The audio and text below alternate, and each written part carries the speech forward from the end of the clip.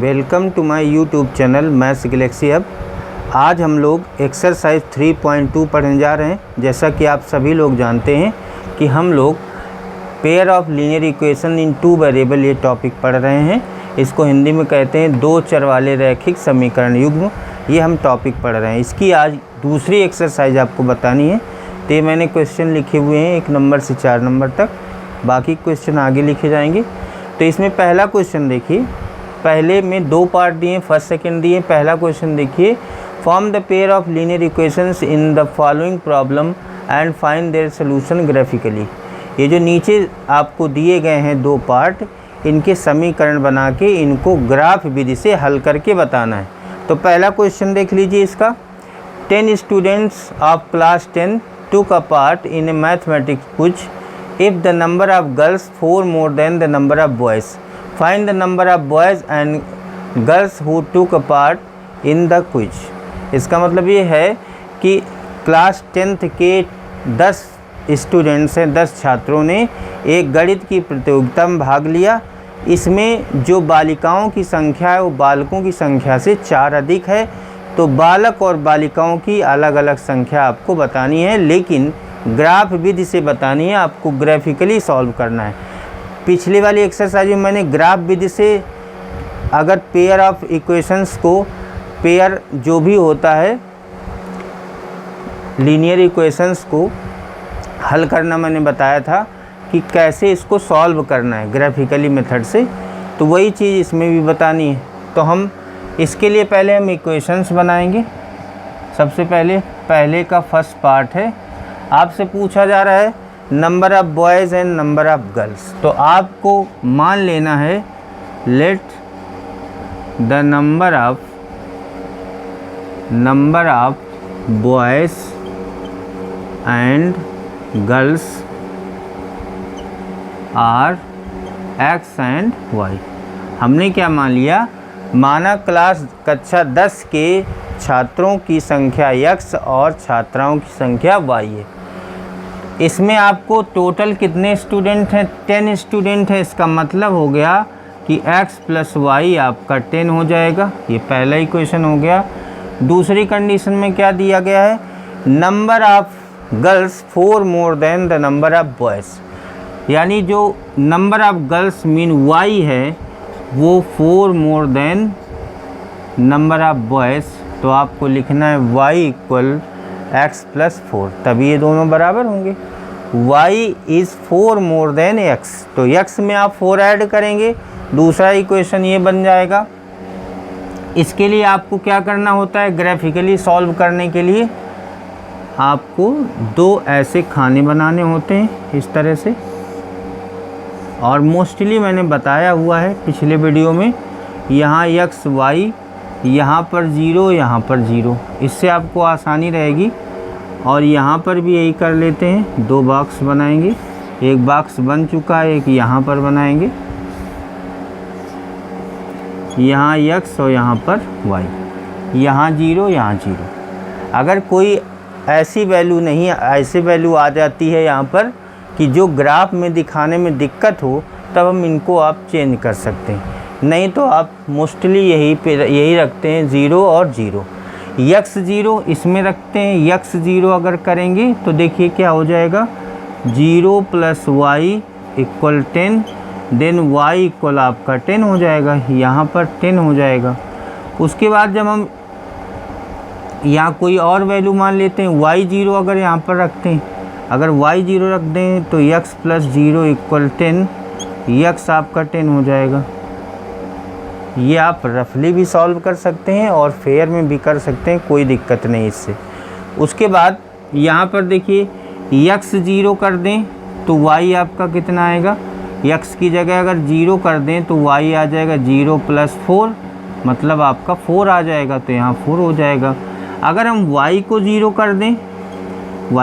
कर दें, तो देखिए x कितना आ जाएगा, ये आ जाएगा x इक्वल -4, तो ये -4 आ जाएगा। उसके बाद इसको हम ग्राफ में दिखाएंगे। मैंने बताया कि इसको आप रफली भी कर सकते हैं और फेयर में भी कर सकते हैं, ये कोई मैटर नहीं करता है। इसके बाद इसको हमें ग्राफ में दिखाना है। ग्राफ में दिखाने के लिए आपको ये एक्स एक्सिस एक्स डैश, ये वाई डैश, ये आपका ओ है।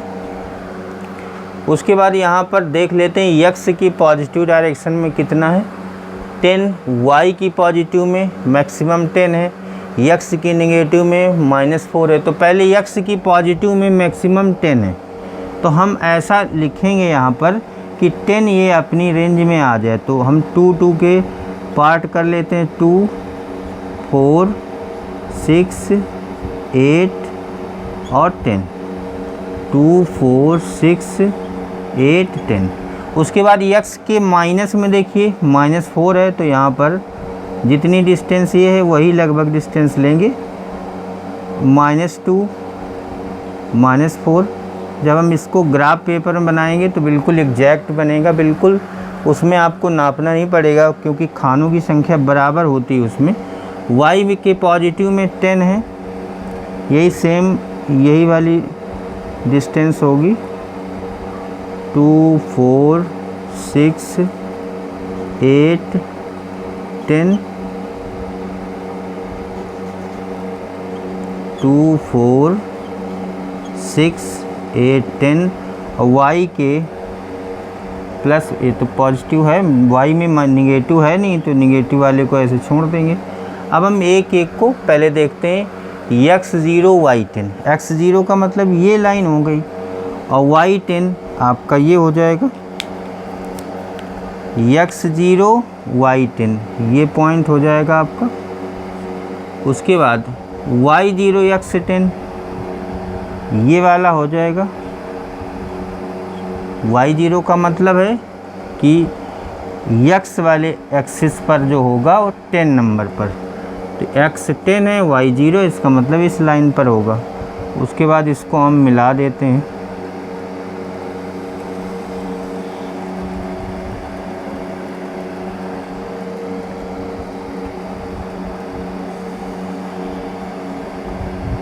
फिर दूसरी लाइन है आपकी, दूसरे पॉइंट हैं 0, 4, 0 और 4 ये हो जाएगा। फिर -4, 0, -4, 0 ये हो जाएगा, इसको हम मिला देंगे।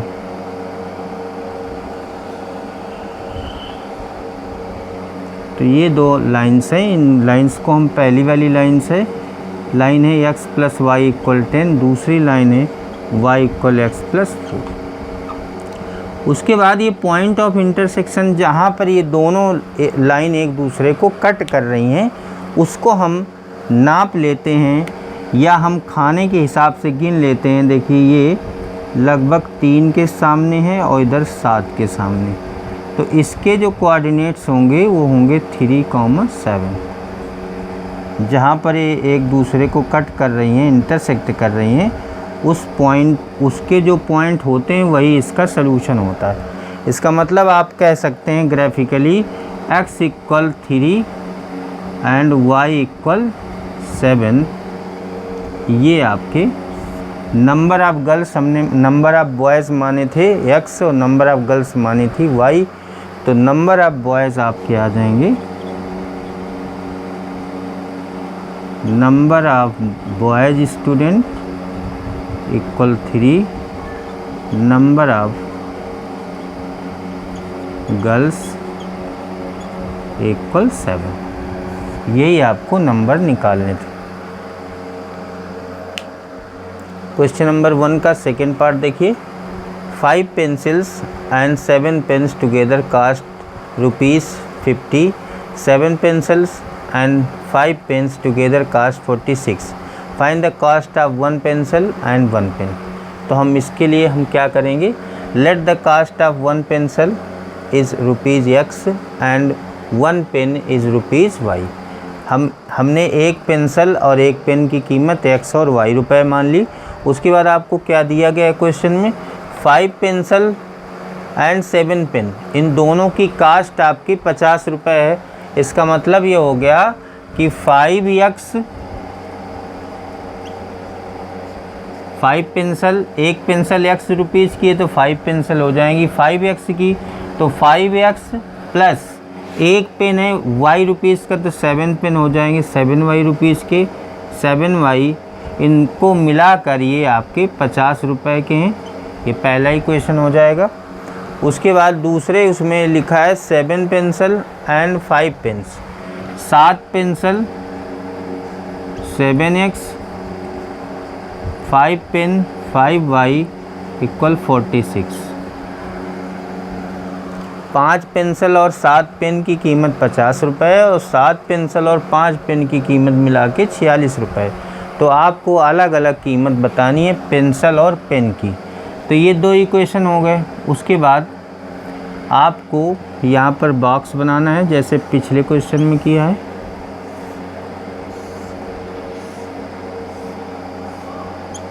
ये x हो जाएगा, ये y हो जाएगा।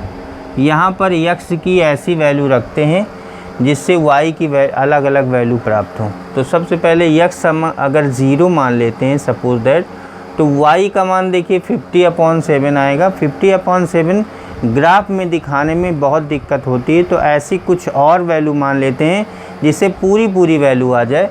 जैसे हम यहाँ पर x की वैल्यू 10 एज्यूम कर लें। अगर हम x से 10 मान लें तो क्या हो जाएगा, x इक्वल 10, देन y आपका क्या हो जाएगा 5 × 10 + 7y इक्वल 50।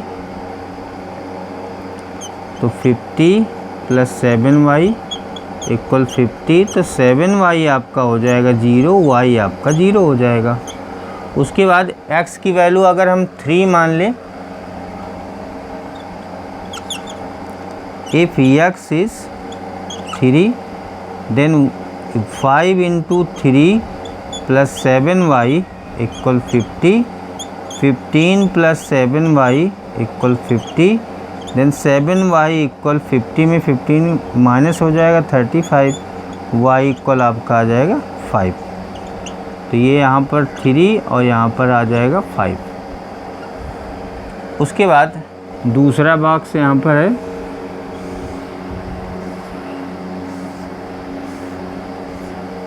इसमें भी यही करना है। x की वैल्यू और कुछ ट्राई कर लेते हैं, 8 मान के देख लेते हैं। इफ़ x इक्वल 8, तो 7 × 8 + 5y इक्वल 46। तो 56 + 5y इक्वल 46। तो 5y इक्वल ये आ जाएगा -10, देन y आपका आ जाएगा -2। अगर यहाँ पर 8 आएगा तो यहाँ -2 आएगा। उसके बाद नेक्स्ट में इफ़ x इक्वल 3 यहाँ भी लेट कर लेते हैं। तो देखिए y क्या आएगा, 7 × 3 + 5y इक्वल 46। 15 + 5y equal 46। तो 5y इक्वल 21 होगा। 5y equal 25, then y equal 3। अगर यहाँ 3 लेंगे तो यहाँ पर 5 हो जाएगा, y इक्वल 5 सॉरी। उसके बाद हम ग्राफ इसमें ड्रा करेंगे, ग्राफ बनाएंगे। तो ग्राफ देखिए कैसे बनना है। पहले x में मैक्सिमम प्लस पर 10 है और माइनस पर कुछ नहीं। y में मैक्सिमम प्लस पर 5 है, माइनस पर -2 है।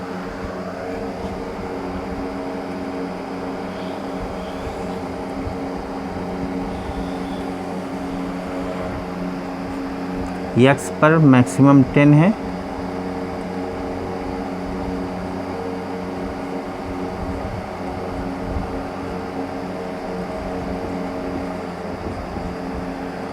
y पर मैक्सिमम 5 है, ये -2 हो जाएगा यहाँ पर।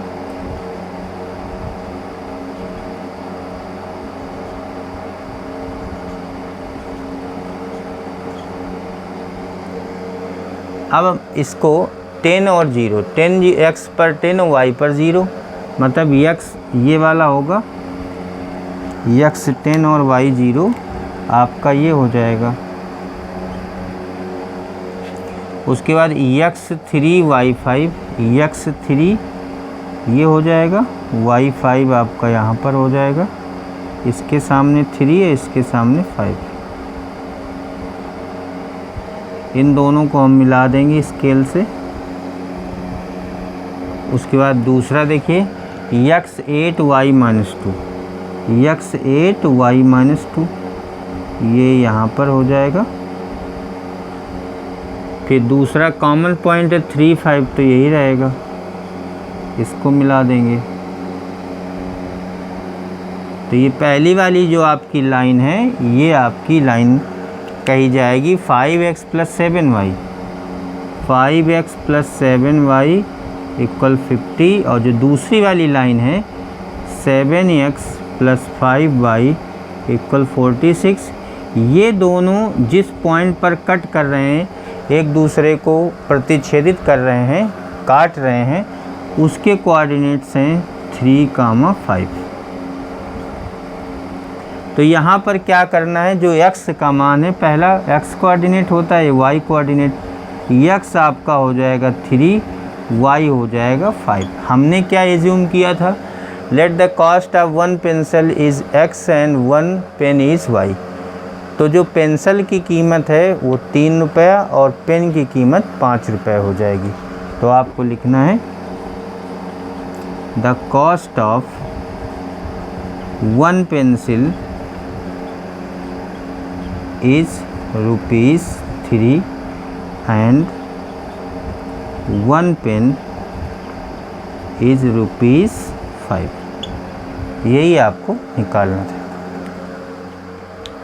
दूसरा क्वेश्चन देखिए, on comparing their ratios A1/A2, B1/B2, C1/C2, find out whether the lines representing the following pair of linear equation intersect at a point, are parallel और coincide। इसमें आपको बताना है कि A1/A2, B1/B2, C1/C2 की हेल्प से इनकी आपको कंपेयर कर देनी है। कंपेयर करने के बाद इनको आपको ये बताना है कि क्या ये लाइन एक दूसरे को इंटरसेक्ट कर रही हैं, कि दोनों लाइन पैरेलल हैं। इंटरसेक्ट कर रही मतलब एक दूसरे को कहीं काट रही हैं, कि एक दूसरे के समांतर, पैरेलल का मतलब समांतर, और कोइंसाइड का मतलब है कि एक के ऊपर एक जा रही, जहाँ से पहली रेखा जा रही है वहीं से दूसरी रेखा होके जा रही है, इसको कोइंसाइड बोलते हैं। इसका मतलब संपाती होता है।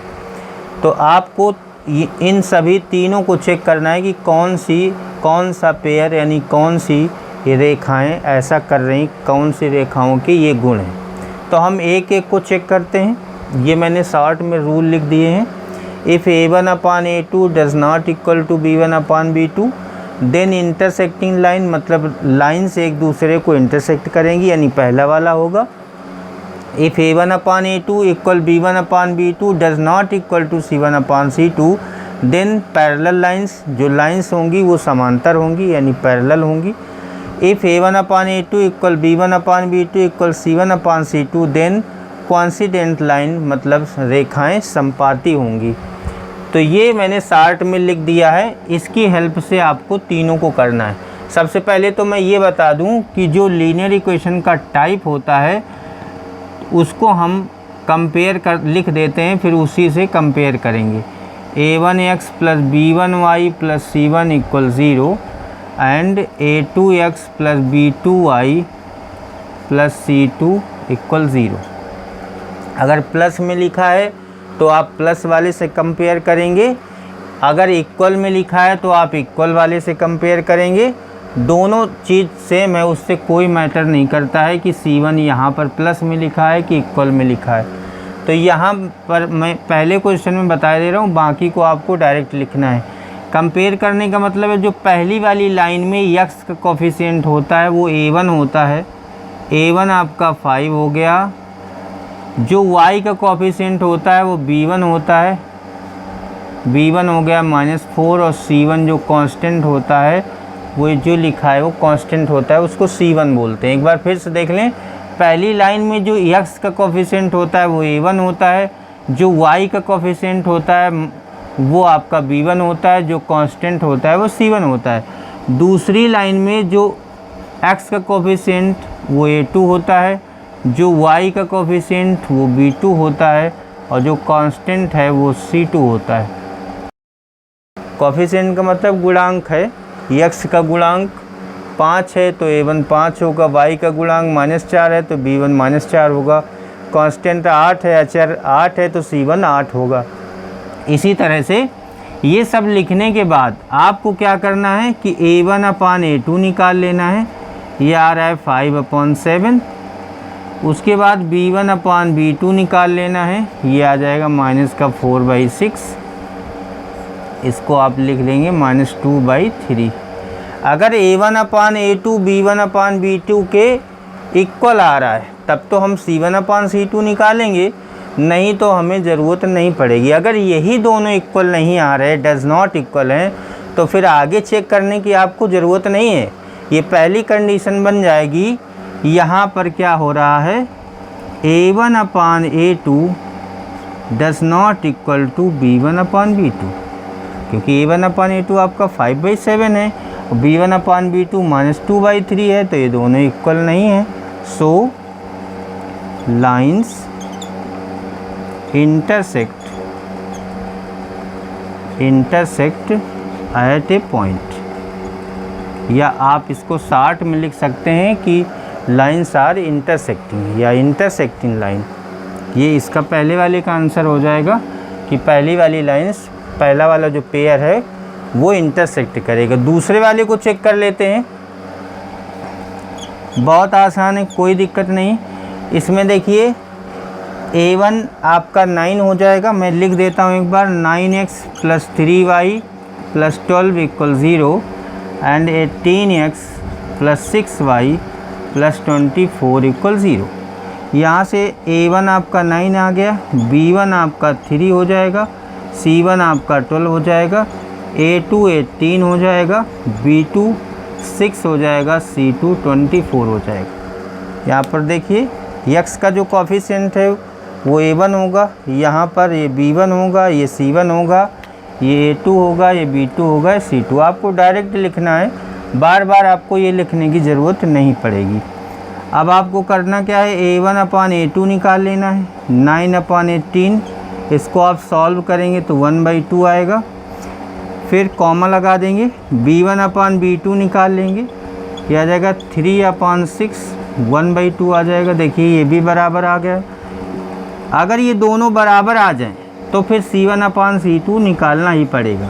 अगर बराबर नहीं आते तो आपको c1/c2 निकालने की ज़रूरत नहीं पड़ेगी। ये आपका आ जाएगा 12/24, ये आ जाएगा 1/2। यहाँ से क्या निष्कर्ष निकल रहा है, a1/a2 b1/b2 c1/c2 तीनों बराबर हैं। तीनों बराबर किस कंडीशन पर होते हैं, यहाँ पर देखिए a1/a2 = b1/b2 = c1/c2। सो कोइंसिडेंट लाइन, बस आपको इतना लिख देना है, कोइंसिडेंट लाइंस, ये इसका आंसर हो जाएगा। फिर अगला वाला जो पार्ट है वो देख लीजिए। तीसरे वाले में क्या करना है,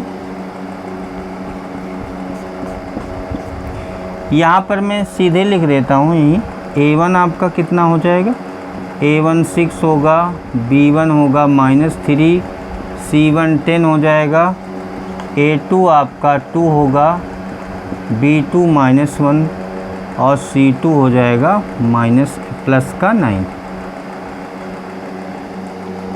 यहाँ पर हम a1/a2 निकालेंगे, a1/a2 आपका हो जाएगा 6/2, 3 आ जाएगा।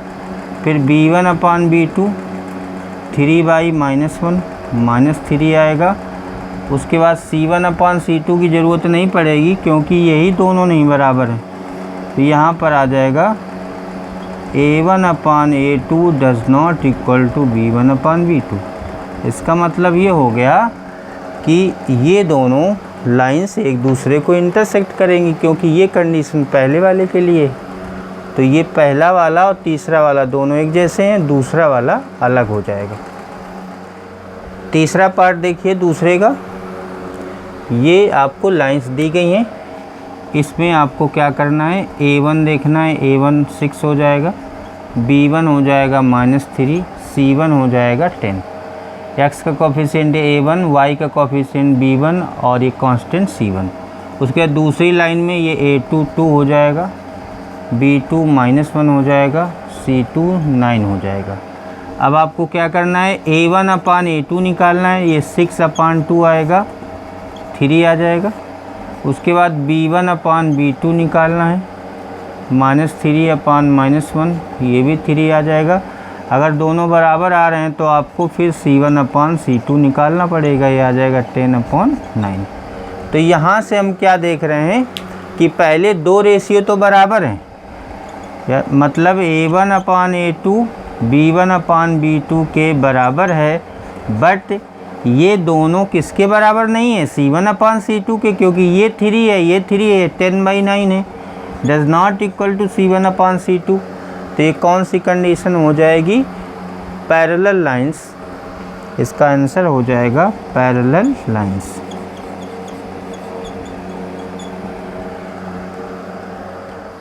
तीसरा क्वेश्चन देखिए, on comparing the ratio A1 upon A2 B1 upon B2 C1 upon C2 find out whether the following pair of linear equations are consistent और इनकंसिस्टेंट।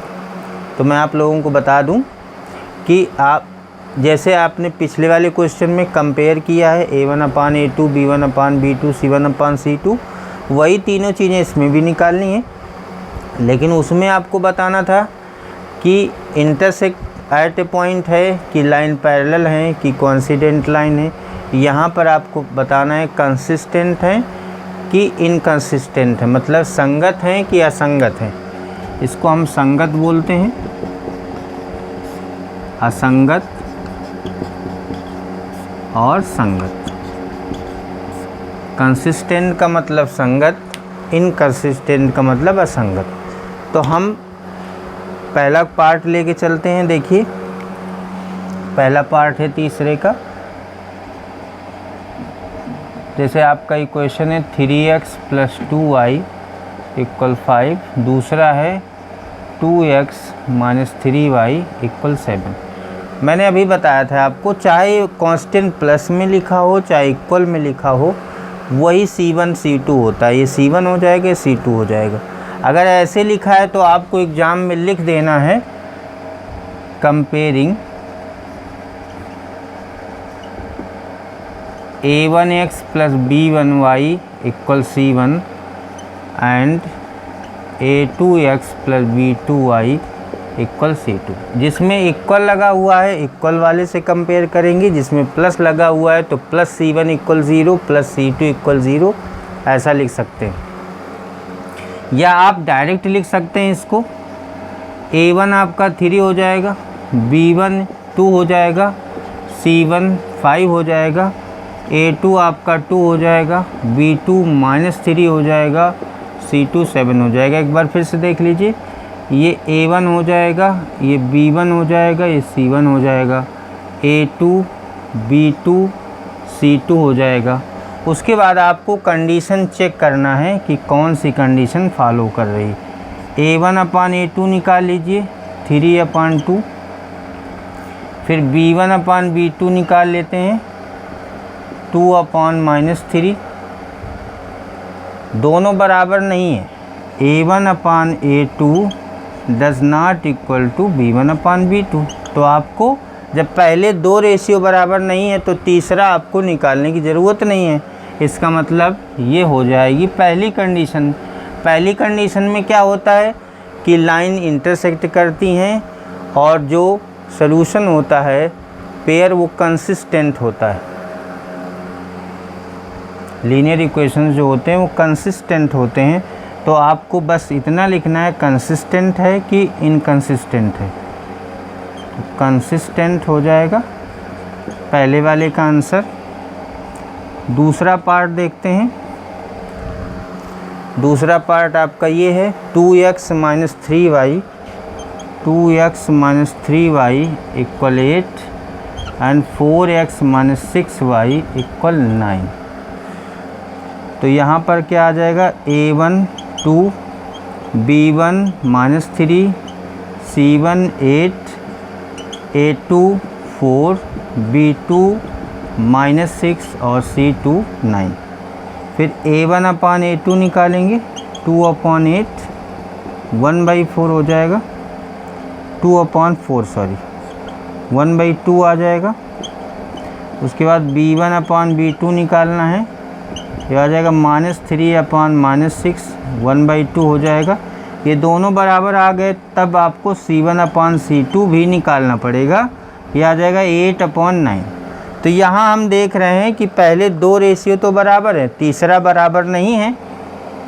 इसका मतलब है A1 upon A2 is equal to B1 upon B2 does not equal to C1 upon C2। ये कौन सी condition match कर रही है इसमें? दूसरी वाली। तो इसके लिए क्या है? इनकंसिस्टेंट यानी असंगत है, तो इसका सलूशन हो जाएगा इनकंसिस्टेंट।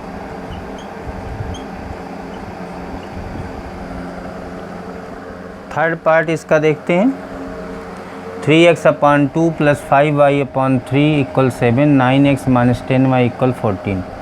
तो कंपेयर कर देना है। A1 आपका हो जाएगा 3/2, B1 हो जाएगा 5/3, C1 हो जाएगा 7, A2 आपका हो जाएगा 9, B2 -10, C2 14।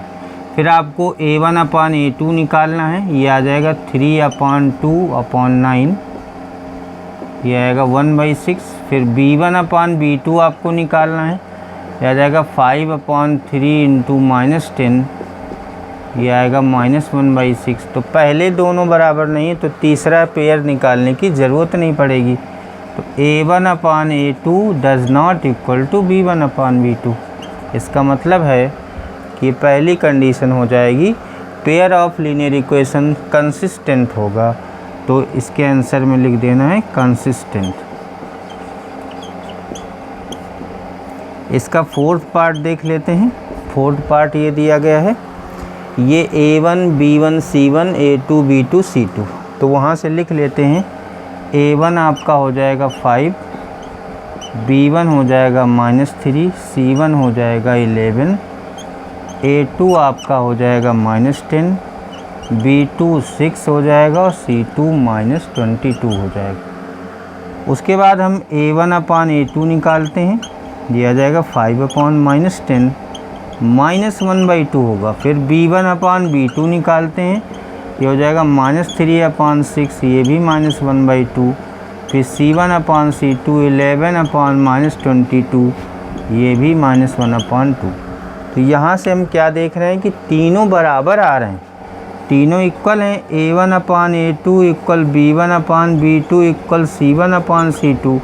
इसका मतलब है कि जो पेयर ऑफ लीनियर इक्वेशन वो क्या होगा? कंसिस्टेंट होगा।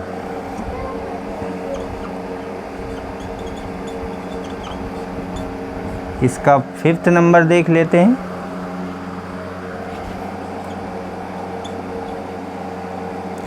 ये A1 हो जाएगा B1 या C1। तो A1 मान लेते हैं 4/3, B1 आपका 2, C1 8 हो जाएगा, A2 आपका 2 हो जाएगा, B2 3 हो जाएगा और C2 12 हो जाएगा। फिर हम A1 अपान A2 निकालते हैं। A1 अपान A2 आएगा 4/3, ये आएगा 2/3। उसके बाद B1 अपान B2 निकालते हैं तो 2/3 आएगा। फिर C1 अपान C2 निकालते हैं तो 8/12 यानी 2/3 आएगा। तीनों बराबर हैं। जब तीनों रेशियो बराबर हैं, इसका मतलब ये कंडीशन आएगी, तो ये भी कंसिस्टेंट होगा।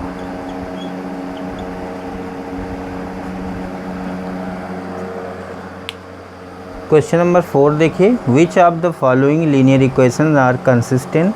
Obtain the solution in such cases graphically.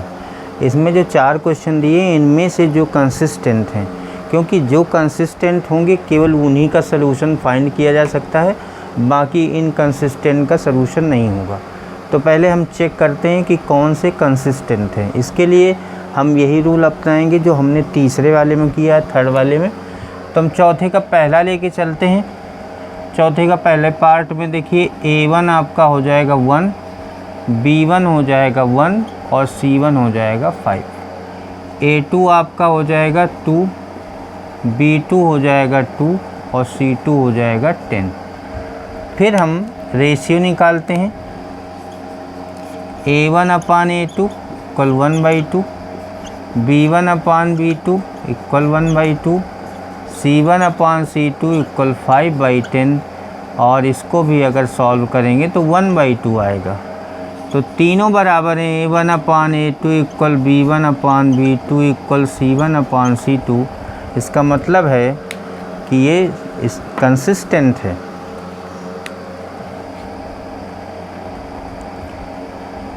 Hence linear equations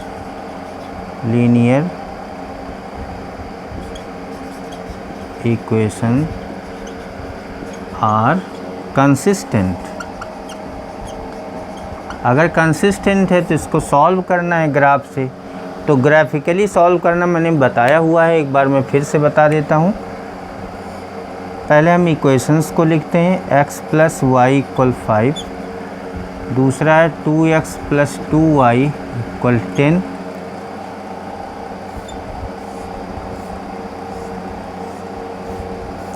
ये x हो जाएगा, y हो जाएगा, 0 हो जाएगा, 0 हो जाएगा। x 0 पर y 5, y 0 पर x 5 हो जाएगा। इधर देख लीजिए, ये x होगा, y होगा, x 0 पर y 5, y 0 पर x 5। इसको हम ग्राफ में दिखाएंगे तो देखिए क्या होगा। ये x डैश, y डैश, ये 5x पर 5y पर, बस इतना करना है आपको। x 0 पर y 5, ये 5 हो जाएगा, ये 5 हो जाएगा। x 0 है, y 5, तो ये पॉइंट हो जाएगा। इसको आप ऐसे, और y 0 पर x 5 ये हो जाएगा, इसको हम मिला देंगे। तो ये आपकी लाइन x + y इक्वल 5 हो जाएगी। उसके बाद दूसरी लाइन देखते हैं। दूसरी लाइन आपकी ये है, इसमें भी x 0 पर y 5 है, यही पॉइंट होगा। y 0 पर x 5 है, यही पॉइंट होगा। तो इस लाइन के को और थोड़ी सी डार्क कर देंगे, यानी दोनों लाइंस एक ही उससे होके जा रही हैं। तो ऐसी कंडीशन पर सलूशन होता है। इनफाइनाइटी मैनी सलूशन होते हैं, और कंसिस्टेंट में केवल 2 पर जब लाइन इंटरसेक्ट करती हैं तब सलूशन होते हैं। इसमें एक सलूशन होता है, इसमें इनफाइनाइट सलूशन होते हैं। तो ये आपके इस तरह से ग्राफिकली सॉल्व करना है। तो ग्राफिकली सलूशन में आप क्या करेंगे, जब लाइन कोइंसिडेंट होती हैं, जब एक दूसरे के एक के ऊपर एक से होकर जहाँ से पहली लाइन जा रही वहीं से दूसरी लाइन जाती है, ऐसी कंडीशन पर there are infinitely many solution.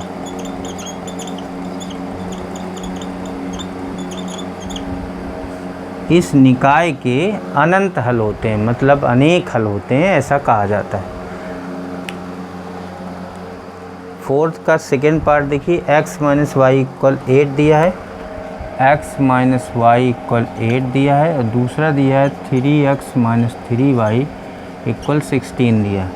तो यहाँ से a1 आपको निकालना है। a1 आ जाएगा 1, b1 आ जाएगा -1, c1 आ जाएगा 8, फिर a2 आ जाएगा 3, b2 आएगा -3, c2 आ जाएगा 16।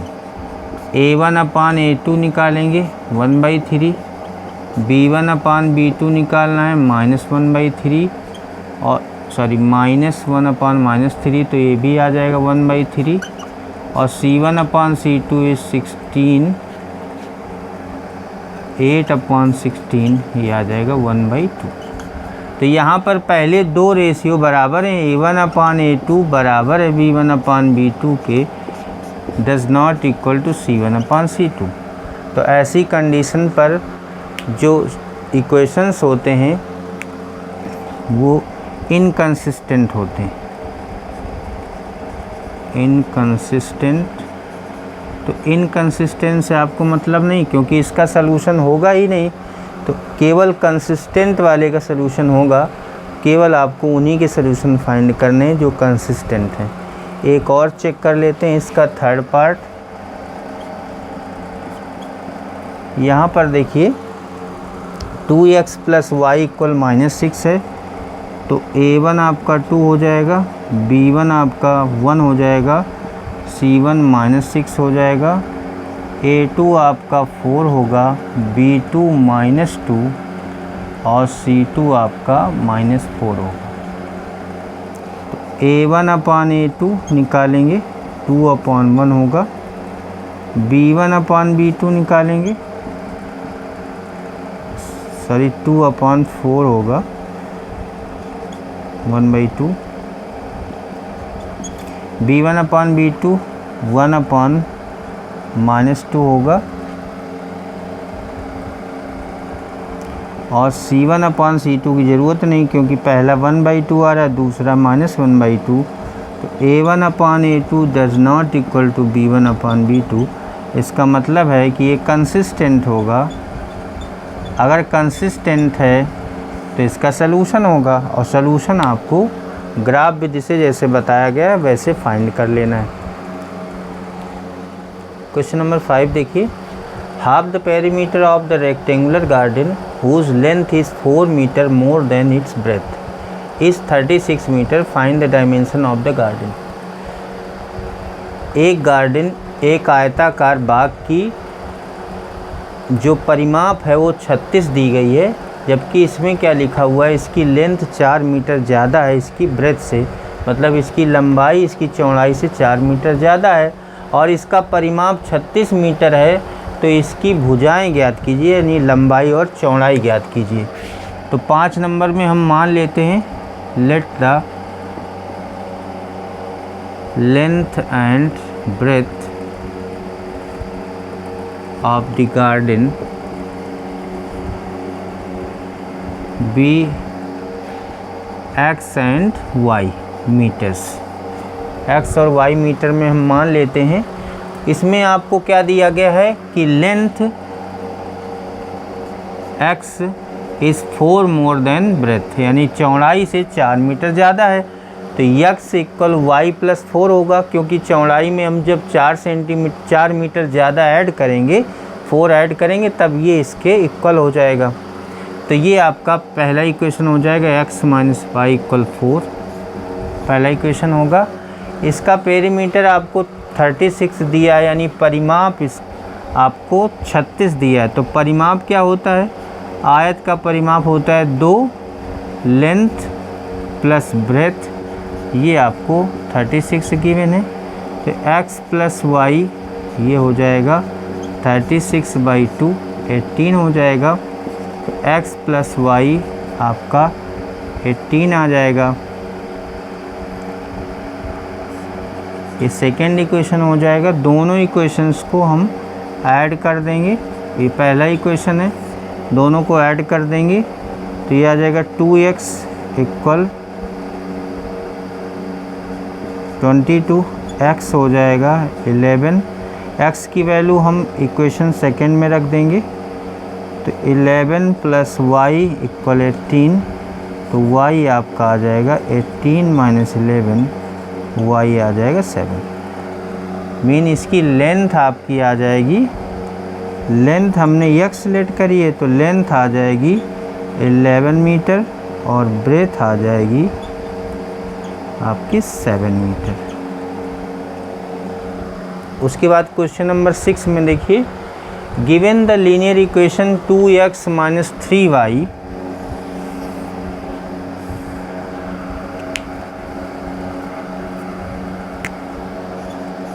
+3y - 8 = 0. Write another line in 2 variables such that the pair form intersecting line, parallel line, coincident line. तो मैंने आप लोगों को पहले बताया हुआ है कि इंटरसेक्टिंग लाइन कौन सी होती हैं, जब a1/a2 बराबर नहीं होता है b1/b2 के। उसके बाद पैरेलल लाइन कौन सी होती हैं, जब a1/a2 बराबर B1/B2 does not equal to C1/C2। और तीसरा कॉन्स्टेंट लाइन होती है तब जब A1/A2 बराबर B1/B2 बराबर C1/C2। इसका मतलब आपको एक लाइन दी गई, दूसरी लाइन आपको अपनी तरफ से लिखनी है। तो फर्स्ट नंबर में क्या लिखना है, ये तो रहेगी, एक दूसरी लाइन आपको ऐसी लिखनी है कि जिनका रेशियो निकालने से दोनों बराबर ना हो, तो बिल्कुल अलग होना चाहिए। इसको आप 3x + 5y - 9 लिख देंगे। तो इन दोनों के साथ में जो रिलेशन बनेगा वो ये होना चाहिए, A1/A2 does not equal to B1/B2। देख लीजिए ऐसा है कि नहीं। A1/A2 हो जाएगा 2/3, B1/B2 हो जाएगा 3/5, दोनों इक्वल नहीं है। इसका मतलब ये इंटरसेक्टिंग लाइन की कंडीशन है। तो आपको ये एक लाइन लिखी है, दूसरी केवल लाइन लिखनी है तीनों में। अब ज़रा देखिए दूसरे में पैरेलल लाइंस कब होती हैं, जब पहले दो रेशियो बराबर होते हैं, तीसरा रेशियो बराबर नहीं होता है।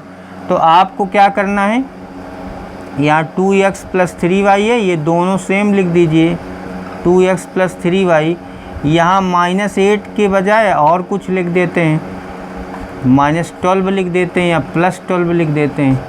केवल कांस्टेंट अगर इक्वल ना हो तो C1/C2 ये इक्वल नहीं होना चाहिए, ये इक्वल होने चाहिए। तो इनका रेशियो बराबर है, तो ये ऐसी कंडीशन बनेगी कि पहले दो रेशियो बराबर होंगे, तीसरा बराबर नहीं होगा। देख लीजिए 2/2 1 होगा, 3/3 ये भी 1 होगा, और 8/12 ये -2/3 होगा। तो पहले दो रेशियो बराबर होंगे, तीसरा बराबर नहीं होगा। या आप इसको ऐसा कर सकते हैं, इसको 4x, इसको 6y ऐसे मान सकते हैं, और इसको और कुछ लिख सकते हैं, 20 लिख सकते हैं। तो 2/4 आएगा 1/2, 3/6 आएगा 1/2, -8/20 आ जाएगा -2/5। तो A1/A2 equal B1/B2 does not equal to C1/C2। कुछ भी आप लिख सकते हैं, जो ऐसा इक्वेशन लिखना है दूसरा वाला जो इस कंडीशन को फॉलो करे। दूसरे वाले के लिए, तीसरे वाले के लिए आ जाते हैं। तीसरे वाले में आपको कॉन्स्टेंट लाइन, इसका मतलब तीनों रेशियो बराबर होने चाहिए। तो ये जो लिखा हुआ है इसी में किसी चीज़ से मल्टीप्लाई कर देते हैं, 2 से या 3 से या 4 से, और उसको पूरा लिख देते हैं। तो हम 3 से करेंगे तो होगा 6x + 9y -24 = 0। जब हम A1/A2 इक्वल B1/B2 C1/C2 निकालेंगे तो सभी बराबर आएंगे, तो ये एक कंडीशन हो जाएगी। तो आपको एक लाइन दी गई थी, इससे पहले इस लाइन को और इसको मिलाएंगे तो ये कंडीशन फॉलो करेगा, इसको और इसको मिलाएंगे तो दूसरी कंडीशन फॉलो होगी, और इसको और इसको मिलाएंगे तो तीसरी कंडीशन फॉलो होगी। यही आपसे पूछा जा रहा था।